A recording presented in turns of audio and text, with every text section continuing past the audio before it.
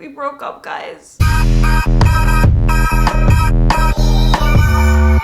So I'm totally joking, me and Alex actually did not break up, but a lot of you guys actually asked me to do a video on how to deal with a breakup or how to grow from a breakup. Anything that had to do with a breakup, I've gotten a lot of questions about, and I'm gonna be 100% real with you guys. I haven't went through a breakup in like 4.5 years, and I'm really happy about it. But one thing that I knew how to do was glow up from a breakup. I wanna make you ladies and gents feel like baddies all over again. A lot of times you can really lose yourself in a relationship and feel not sexy anymore and not desired. I want to get you guys to a level where you can feel confident enough to go out again and to really just revamp and reinvent your life. So if you guys want to know all about how to glow up from a breakup, then make sure that you keep watching. But before getting started, please do not forget to give this video a big thumbs up. Subscribe down below for more videos from me, and also make sure to follow me on Instagram. I will put it right here on the screen. You guys can follow me on there for pictures and for us to chat in the DMs. I love talking to you guys. So yeah, let's just get into the video.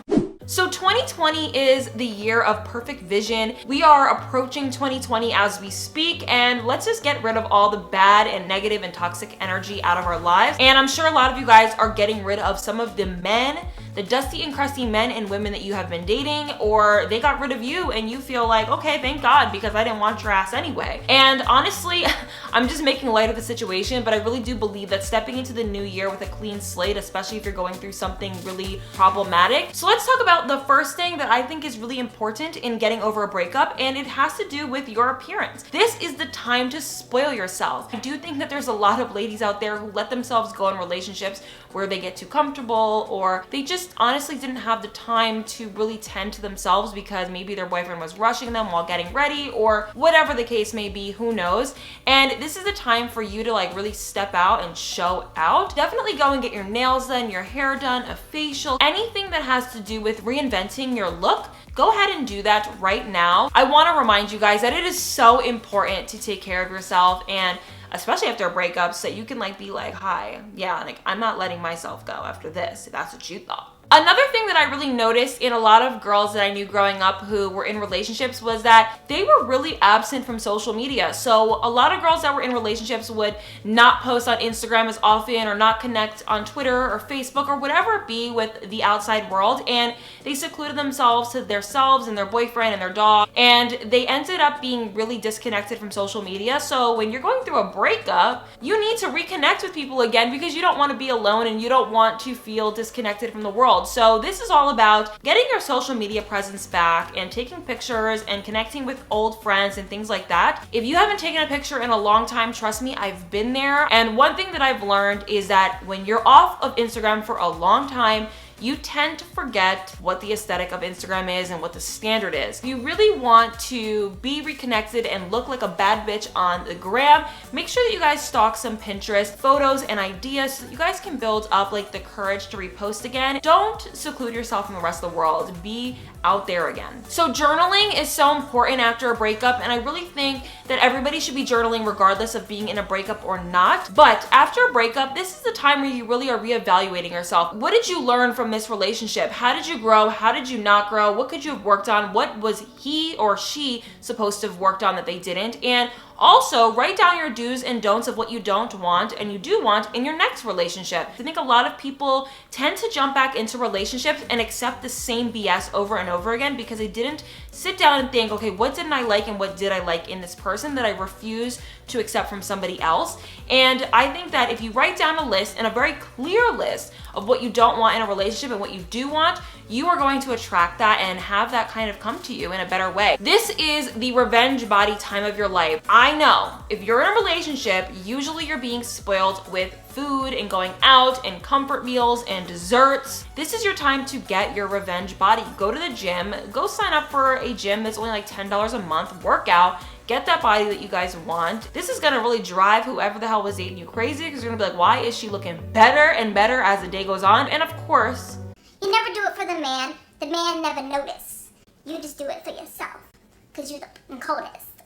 Rekindling friendships and family relationships, I think, is a super important thing in going through a breakup. A lot of the times we push away our friends and our family to focus on a guy or a female that we're dating, and I really think that bringing your friendships back in and either that or meeting new friends is going to really help you get through this and also help you really grow as a person. Sometimes we need our female friends to guide us through life. It's just something that I think every female should strive to have. A lot of girls that I know, including myself, were always like, oh, I don't need any female friends and whatever, but no, it's really good to have female friends. It's good to be around people who are going to get you out of your comfort zone and take you back out and make you kind of forget about the person that you were dating. Let's talk about shaving because, listen, we want to womanscape. I don't know if that's a word, but I've heard of manscaping. So we're gonna womanscape, okay? So shave everything, okay? Prepare as if you are going to get laid. Usually, us females who get too comfortable in relationships, let our hair grow on our armpits or our legs. No, we are going to be taken on the town. We are single now. If you guys need any tips on shaving, I will link my shaving video above here and you guys can click on it. But yeah, womanscape. You already know what the tea is on that. This is your time to be sexy. A lot of the times in relationships, women like to respect their partner and they feel like, okay, I can't be too sexy because my partner wouldn't like that and he wouldn't like me showing off my skin to other guys or girls or whatever. That's all in the past when you get broken up with. Okay, honey, it is time to be sexy. When it comes to taking your Instagram pictures, take them 10 times sexier. When it comes to going out, go out 10 times sexier.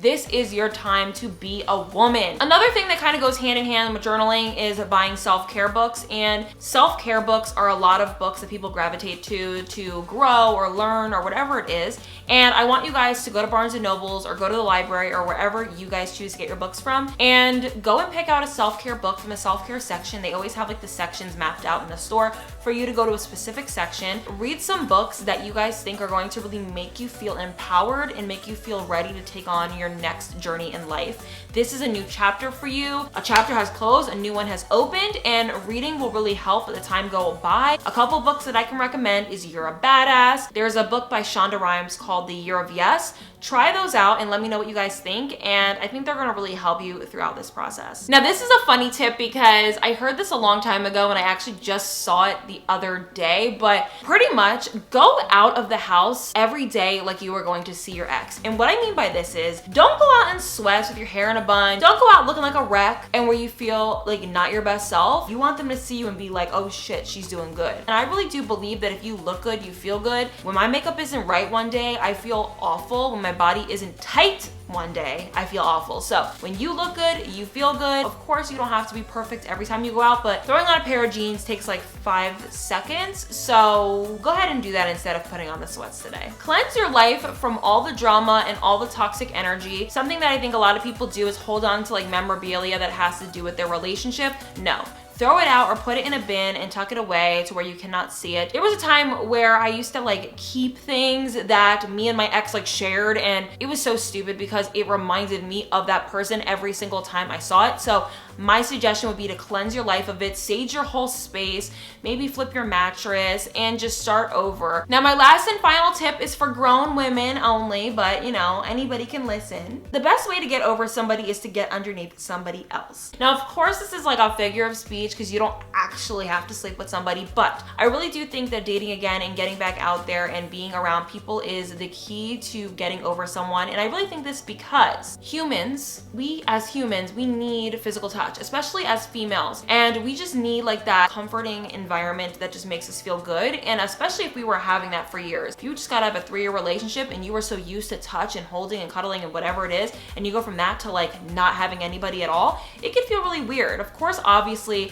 a lot of the independent women that I'm sure watching this video right now are like, I don't need anybody to make me feel good. I totally get it. But for the people who do need that extra like, you know, feel good moment with somebody, I really do think that you should go out on dates. If you want to be intimate with them, go ahead. I'm not stopping you. Women empowerment, okay? It will just distract you. And distraction is the best when it comes to getting over something that is really painful. I hope this really helps you guys get over your breakup and just helps you better understand that there is nothing wrong with being single and finding self-love through this whole journey. I really think that if somebody was meant to be in your life, they would be there. And if they are out of your life, they are out of your life for a reason, and you've learned from it and you can grow from it. You guys can walk into the new year a new person and just feel amazing and conquered and fabulous. I love you guys so, so much. I hope that you guys really enjoyed this video. If you haven't already, make sure that you like, comment, share, and subscribe, and I will see you guys in my next one. Bye, guys.